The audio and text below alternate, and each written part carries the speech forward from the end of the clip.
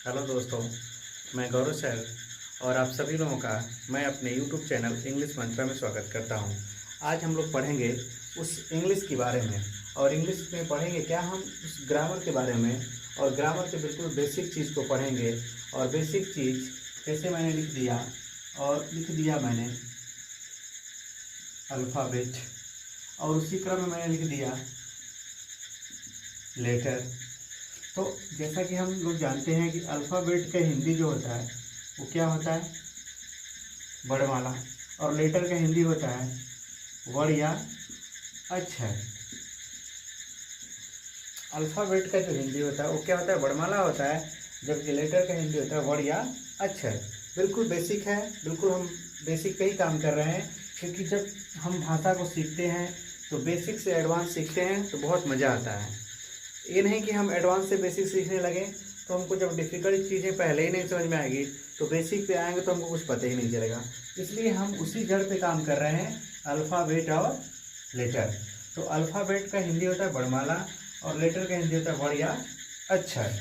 तो दोनों में अंतर क्या है, जैसे मैंने लिखा ABCDEFGHIJKLMNOPQRSTUVWXYZ, मैंने लिख दिया।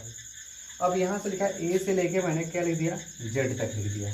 और जब मैंने ए से लेके जेड तक लिख दिया और ए से लेके जेड तक हम देखेंगे तो इसको हम क्या बोलेंगे, आप बताइए, इसको क्या हम लेटर बोलेंगे कि अल्फ़ाबेट बोलेंगे।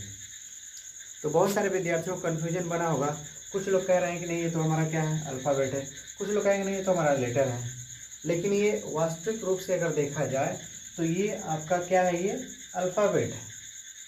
ये हमारा क्या है, अल्फ़ाबेट है। तो अल्फ़ाबेट का मतलब यहीं पे समझ में आ गया होगा कि जो लेटर होता है उस लेटर के जो वेल अरेंजमेंट जो होता है वही हमारा क्या होता है, अल्फ़ाबेट होता है। अर्थात जो हमारे जितने भी लेटर होते हैं उस लेटर को हम एक वेल अरेंजमेंट में जब उसका एक रिटन फॉर्म कर देते हैं तो उसी वेल अरेंजमेंट रिटन फॉर्म का जब एक ग्रुप बन जाता है तो उस पूरे ग्रुप को हम बोलते हैं अल्फ़ाबेट। उस पूरे ग्रुप को हम क्या बोलते हैं, अल्फ़ाबेट।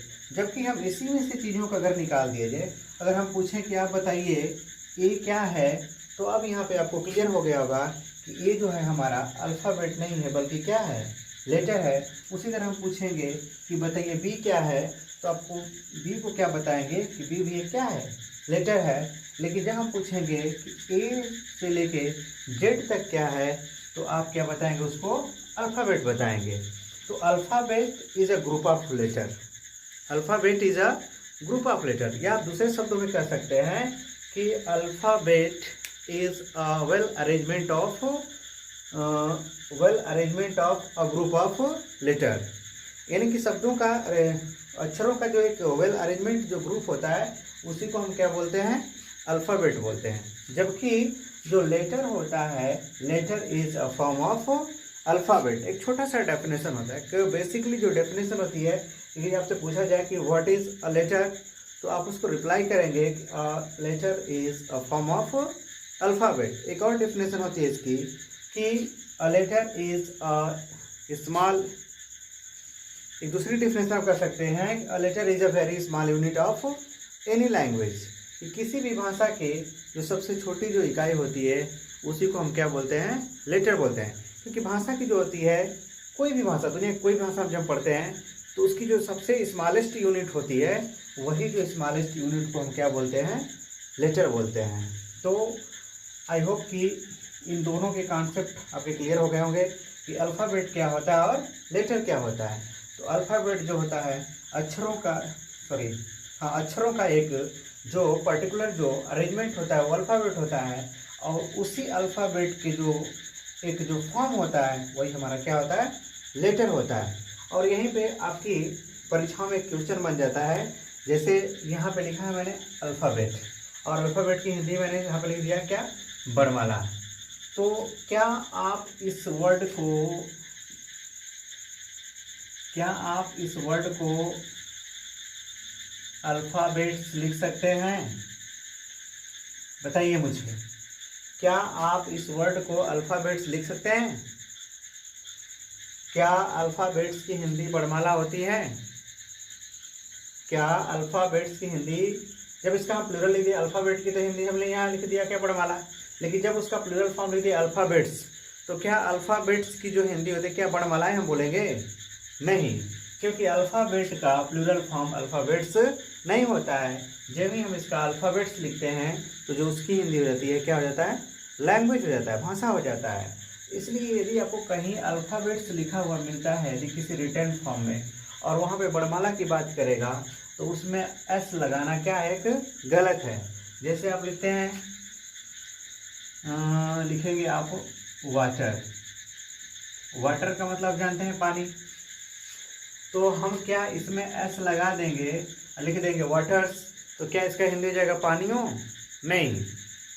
तो उसी प्रकार हम जब अल्फ़ाबेट का प्लूरल अल्फ़ाबेट्स लिख देंगे तो वर्णमालाएं नहीं होगा, क्योंकि किसी भी भाषा में यदि पूछे कि बताइए किसी भी भाषा में अल्फ़ाबेट की संख्या कितनी होती है, तो आप क्या बताएंगे, एक होती है। कोई भी भाषा हो, आप हिंदी पढ़ते हैं, अंग्रेजी पढ़ेंगे, उर्दू पढ़ेंगे, संस्कृत पढ़ेंगे, जो भी आप भाषा पढ़ते हैं, उस भाषा में अल्फ़ाबेट की जो संख्या होती है वो कितनी होती है, एक होती है। जबकि उनके लेटर की जो संख्या होती है क्या होती है, अलग अलग होती है। और जब हम इंग्लिश में जो लेटर को पढ़ते हैं, तो जो लेटर होते हैं इंग्लिश में, जो लेटर होते हैं वो कितने होते हैं, 26 होते हैं। और उन्हीं 26 को हम क्या करेंगे, पढ़ेंगे। तो यहाँ पे एक बेसिक कॉन्सेप्ट था जो मैंने बताया आपको अल्फ़ाबेट और लेटर के बारे में। आई होप कि इन दोनों के कॉन्सेप्ट क्लियर हो गए होंगे। यदि आपसे कोई पूछता है कि बताइए ए से लेकर जेड तक क्या है, तो आप क्या बताएंगे, अल्फ़ाबेट है। जब कोई आपसे पूछता है कि ए क्या है, तो आप क्या बताएंगे, लेटर है। कोई पूछे डी क्या है आपका, लेटर है। और वही पूछ देगा कि यदि बताइए लेटरों के जो हमारे जो लेटर हैं उनको हम अगर वेल अरेंजमेंट में कर देंगे तो वो क्या बन जाएगा, अल्फ़ाबेट बन जाएगा।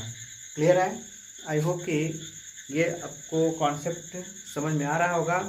तो हम जब आगे बढ़ेंगे, अगले कॉन्सेप्ट को जब सीखेंगे, तो मैं आपको अगला जो कॉन्सेप्ट बताऊंगा अपने नेक्स्ट वीडियो में बताऊंगा कि इस लेटर को हम और क्या क्या पढ़ेंगे।